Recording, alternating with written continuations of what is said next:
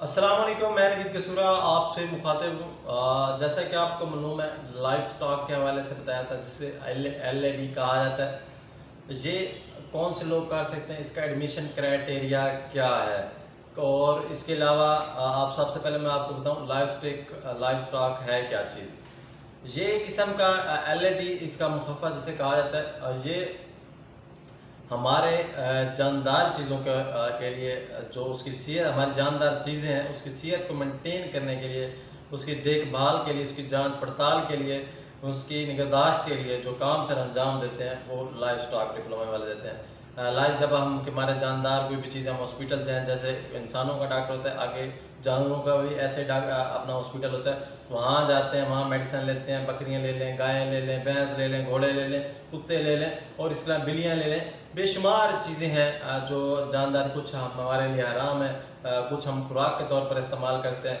जो हराम है उनको कोई शौक के तौर पर रखता है, कोई उसे काम लेता है। इस तरह बेशुमार जानदार चीज़ें, उनकी सेहत की निगहदाश्त के लिए ये जो डॉक्टर होता है ये कोर्स करवाया जाता है उनके लिए। जो हम घरों में हम बाज़ हमारा जानदार कोई बीमार चीज़ हो जाती है, जानवर बीमार हो जाता है, तो हम कॉल करते हैं, तो उस वक्त मेडिसिन आके या उसकी जो फर्स्ट एड होती है वो करके जाते होते हैं। तो अब बात करते हैं ये कौन कौन से लोग कर सकते हैं। इसका जो एडमिशन क्राइटेरिया है, इसका एडमिशन क्राइटेरिया ये मैट्रिक्स साइंस के साथ होनी चाहिए, बायो केमिस्ट्री फिज़िक्स में 45% नंबर होने चाहिए।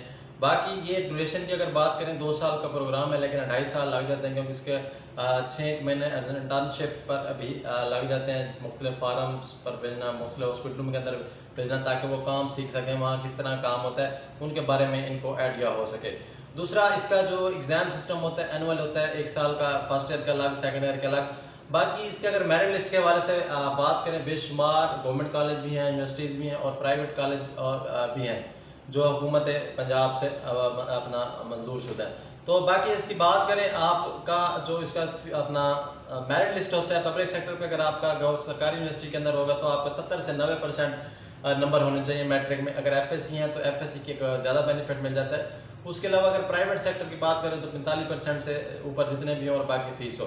अगर सेमेस्टर वाइज की बात करें, फ़ीस की बात करें, तो इसका जो फ़ीस का क्राइटेरिया है पर ईयर 25,000 से 50,000 होता है 1 साल का, यानी कि टोटल आपकी डिग्री का लग जाना है 50 से 70,000 अगर आपके सरकारी किसी यूनिवर्सिटी में दाखिला होता है।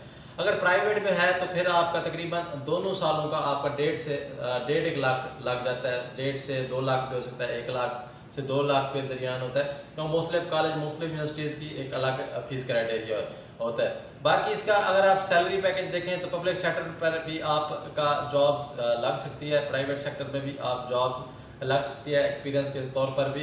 अगर आपका पब्लिक सेक्टर पे जॉब्स वगैरह बेशुमार आती रहती हैं, तो वहाँ अगर जॉब सैलरी के लिहाज से देखा जाए तो 30,000 से 50,000 होती है।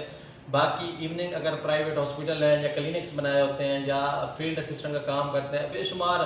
अब हमारे हम अमूमन देखें, हमारे गाँव में एक आध डॉक्टर होगा जो आता होगा, तो अब हर बंदा, हर जानवर रखे होते हैं देहातों के अंदर या गाँव के अंदर या फार्म्स वगैरह हैं, तो वहाँ डॉक्टरों की ज़रूरत पड़ती रहती है, तो उसके लिए एक वो मेडिसिन के अलग पैसे लेता है, वैसे चार्ज अलग करता है। बाकी हम उसके हकीकत के तौर पर हम उससे अलग इंफॉर्मेशन लेते होते हैं। तो इस तरह की बेशुमार चीज़ें हैं। अगर आप चाहते हैं कि इसमें कौन कौन सी जॉब्स रिक्वायरमेंट्स होती हैं, कहाँ कहाँ आपको जॉब मिल सकती है, तो इंशाल्लाह नेक्स्ट वीडियो में हम आपको बताएंगे। फ़िलहाल के लिए इतना ही। अल्लाह ने के बाद।